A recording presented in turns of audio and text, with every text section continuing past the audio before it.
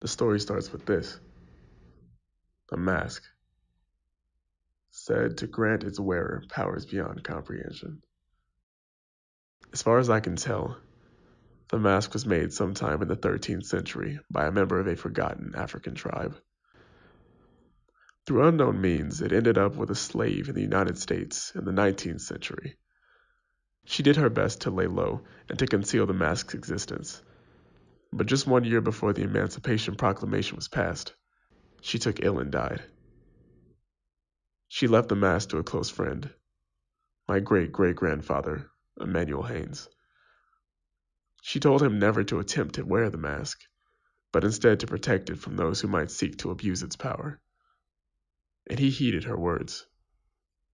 But his son, Robert Haynes, my great-grandfather, did not. He grew up on stories about the mask that granted its wearer the powers of the gods, stories the slave had told his father in bondage. When it was time to pick a career, Robert chose anthropology and dedicated his life to studying the mask's origins and the powers it held within. One day when his research hit a wall, he felt he had very little choice. He needed a more direct approach. He chose to ignore his father's teachings and don the mask himself. Robert's family and friends said that he wasn't the same after that. He lost weight, his skin paled, his eyes lost their light, and it wasn't long before he disappeared.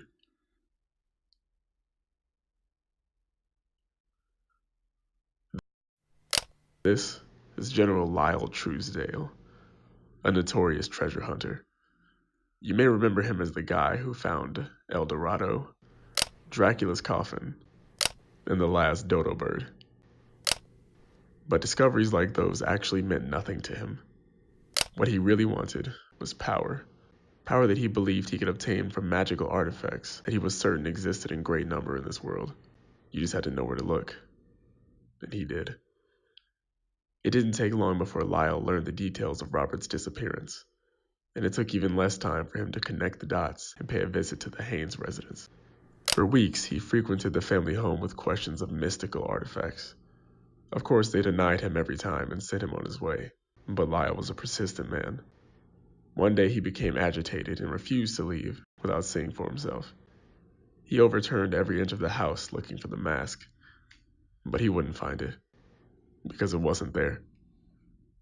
It was at Yale, with Robert's oldest son, Dwayne, my grandfather. Dwayne chose to pick up where his father left off, and to study the mask himself. Through his research, he discovered that the mask was not an anomaly. Just as Lyle suspected, there were many more like it scattered around the globe. Lyle caught up with my grandfather many years later, but this time was different. For starters, he had a different face. General Lyle Truesdale had disappeared years before after being discharged from the Army for a series of offenses that had been collectively filed under disorderly conduct. But, although my grandfather didn't know at the time, this was him.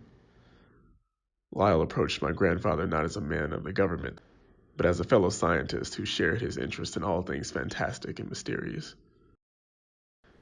He won him over effortlessly, without ever revealing his true identity. Years went by with very little progress. Dwayne was as driven as ever, but Lyle began to lose his patience.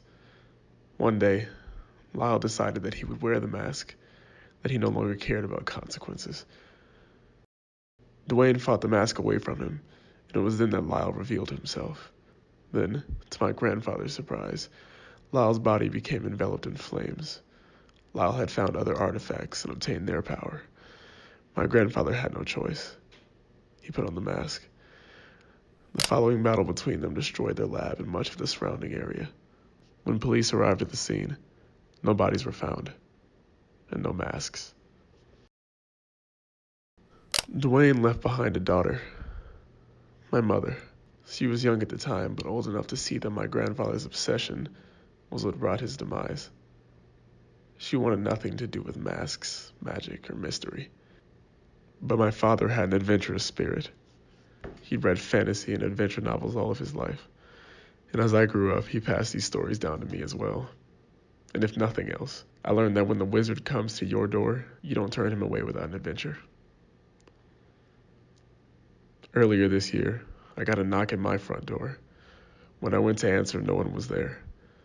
But there on my doorstep was the mask. At the time, I really didn't think I had much of a choice. I took the mask and I've been hiding ever since. A month ago, I saw Lyle, no older than the day he met my grandfather 50 years ago. He watched me through a crowd, eyes lifeless, skin pale. I saw him again today. I think he followed me home. Actually, I'm positive he did.